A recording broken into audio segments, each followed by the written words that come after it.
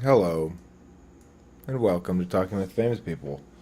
My name is host Eric, and I am the host of Talking with Famous People. And I'm here today to talk while I wait for others to join here on GoToMeeting about, I guess, to make a vlog here to represent. It's both a vlog and a little bit of channel business. It is about the extent to which my perspective on things has changed over the course of the last week or so, less than that.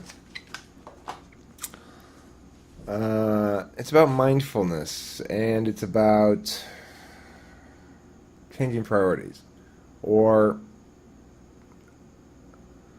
balancing priorities. So for the last couple of days, I've been doing a really good job of just following through on some basic plans to clean up a little bit, do some laundry, do some dishes, stuff like that. I've got laundry going right now. It's probably ready to go in the dryer. I've hung up a bunch of clothes. Started cleaning out my old room, then Delilah's room for a while, now my room again. The master bedroom. I'm not... I sleep on the couch occasionally still, but it's more comfortable. And I'm happy to be there in the bed. Thinking about getting TV again. And I'm considering, in general, sort of scaling back my ambitions in life. This experience for me of losing a loved one, and people may think this is ridiculous. I mean, I could imagine myself in a different point in my life finding this absolutely ridiculous. This guy's dog died, okay? He's acting like, it was his brother or something. Well, I mean, I don't know what to tell you. I've had assorted people and animals around me die before. Never that close, exactly. I've had, I remember Moiterton sort of disappeared. Putskins died. It was sad. For a day or two. A little bit, I was pretty sad when Barnaby died. Surprisingly sad, considering he was a guinea pig. But, it didn't impact my life significantly in the way that Lacey's death has. And it's changed my perspective on things. It's just, it's my personal 9/11. It's the occasion that I woke up and said, oh shit, stuff's not permanent. Sometimes bad shit happens that changes shit, It may seem remarkable that it took me until I was 45 years old to learn this, and I don't blame you for thinking that. Today was a good day. I did considerable amount of more crying, But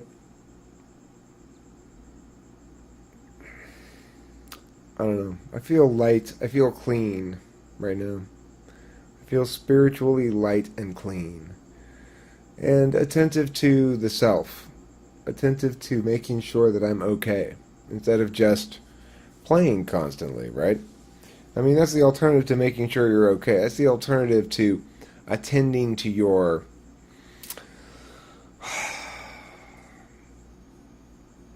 basic physical, emotional, spiritual needs. The alternative to it is playing all the time. That's what I've been doing. And I've been doing it for about 20 years now, it seems like.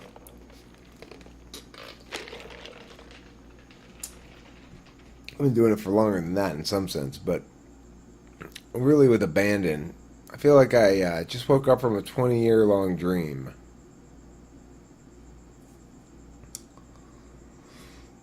My first divorce disrupted my understanding of the universe substantially, because until that moment, I didn't know that people could betray you. Shocking, huh? I was like 32 years old or something. No, I was like 30. And I hadn't realized until then that people actually cheated on each other.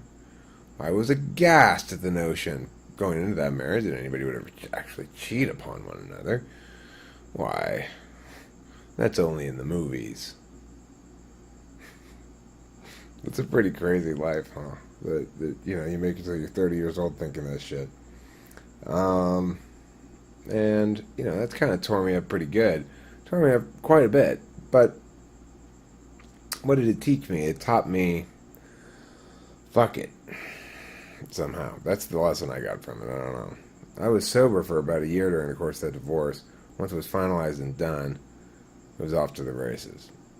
And, I had drug and alcohol problems that were substantial and interfered with my well-being, but not consumed me completely from then until a few years ago, right? So for the bulk of that time, it was alcohol that was the problem, and it caused its normal sorts of problems, etc., etc. It doesn't really matter.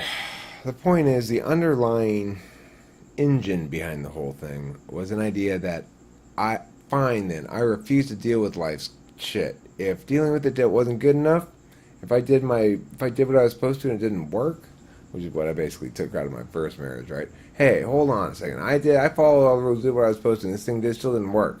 So fuck the world and fuck you all. I refuse to do what I'm supposed to anymore. And that was, 2 decades of that. The one area in which, it wasn't always that. There was a period of time, there was a good chunk of time that things were pretty good. When, Candace moved in, let's say Delilah was in junior high, maybe 4th through 9th grade, maybe through 10th grade, maybe through 8th grade. Yeah, something like in there. There was 4 or 5 good years in there where Candace and Delilah and I were living together. We're a family. There were some good years before then, too, when Candace and I were together but not living together. And, we worked well as a family. So there was that. But even during that time, I was steadfastly refusing to deal with any of the bullshit. Just, nope, I won't do it. I refuse.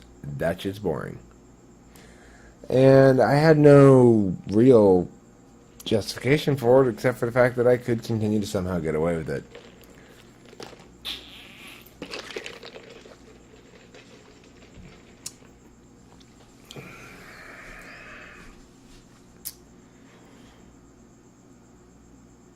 My second divorce rocked me, but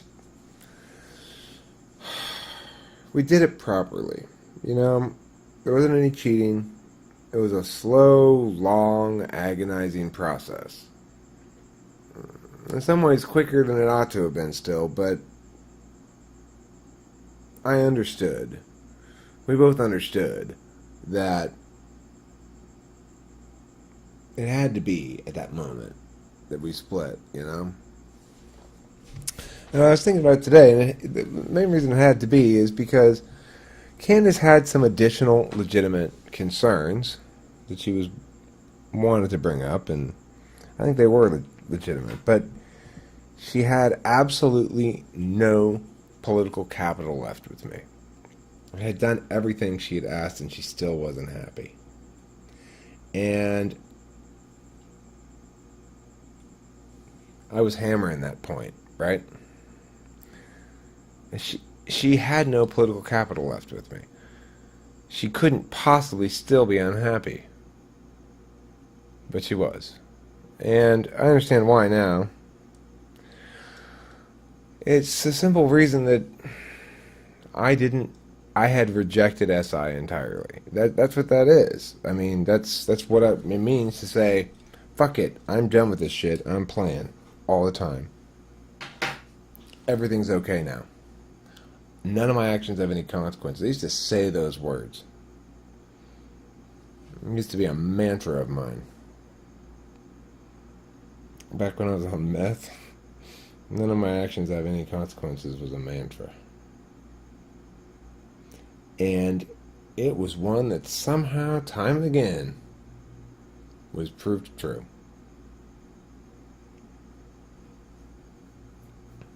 It warps a person. It warps a person to be that lucky. It doesn't make you healthy, that's for sure. It warps a person to live that term to life, to have that few real challenges, to have that few real losses, to experience that little real injustice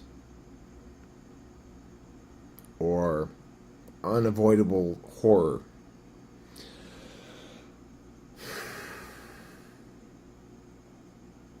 So perhaps if you think an individual talking about their whole life being changed by the death of a dog is ridiculous, perhaps that gives you some evidence instead of just how charmed a life I've led. It's ridiculous indeed.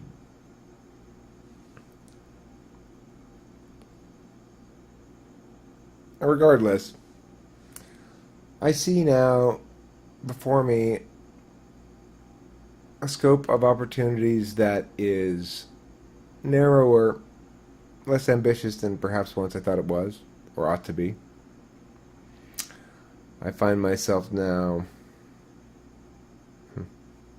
Oh wait, somebody actually might even be in this room. I don't even know. I don't have the speakers on. I have no idea if anybody's even in here. I assume nobody's here at the moment. If you are here, hi. I can't see. I have the GoToMeeting thing collapsed, and I just realized I don't have any audio on. So if you're talking, I can't hear you. You're on the... Am I even recording? Yeah, I'm recording. Okay, that's good. Anyway, let me finish up this topic. So I look out in front of me now, and I see a life that I now approach with a much less ambitious reach. Abruptly, I find myself wholly satisfied with where TwFP is and its growth arc and stuff. I used to feel like I wanted it to get as big and successful as possible, as quickly as possible. I just don't feel that way anymore. I just don't care. I love talking with famous people. I love the fact that here I am making a video that some people are going to watch, and probably some people are going to like it. It's possible some people won't like it, but I know in my heart that I'm doing my best right now to make a good video, as best I can as a vlog video, given the fact that it's a vlog ramble kind of a thing. I'm trying my best, and I'm trying to be as authentic as possible about what I perceive as these changes in me, knowing as well that I have a long history of thinking, well, from now on everything's going to be different, and then, yeah, right, Eric, a couple of days later it's back to normal. Well, I don't know. I also have some history of things actually making those big changes, right? I quit meth, quit drinking, separate occasions. The drinking was the more significant of the two, by far, much more difficult. Quitting meth was easy.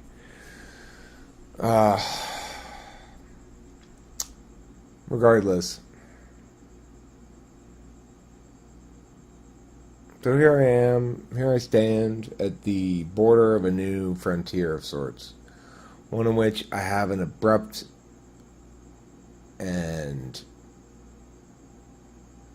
blinking awareness of the transience of those aspects of life that comprise the cornerstones of my identity, the other agents in my life that matter. I recognize that I've got to take care of myself. That means I want to get television again. Television is a very SI thing for me, especially local news. I could sit there and just watch, especially if it's raining outside or something, sit and watch local news, just like I did when I was a kid with my mom. And it's very calming. It's always been very calming for me to watch local news, listen to them banter on about nonsense. There's a mudslide in the mountains, It's just like, that's so soothing. It's so pointless and so soothing. And so I come to SI. Slowed way down. I may have to quit taking Adderall. I don't know. That's going to be the deciding factor, I guess. I might just have to quit taking it. I don't know. I feel so light and free today. So unencumbered by expectations for myself. and I like it. I want it to stay like this. Probably won't. Whatever. At any rate, I've got laundry. I'm going to go outside. I'm going to move into the dryer right now. And when I'm done with that, I'm going to check to see if anybody else is in the room. And then we'll make another video maybe. So, talk to you later. Thanks for watching. Talking with famous people. And this has been Vloggerty Vlog, the vlog. The story of Eric. The story of a boy whose dog died.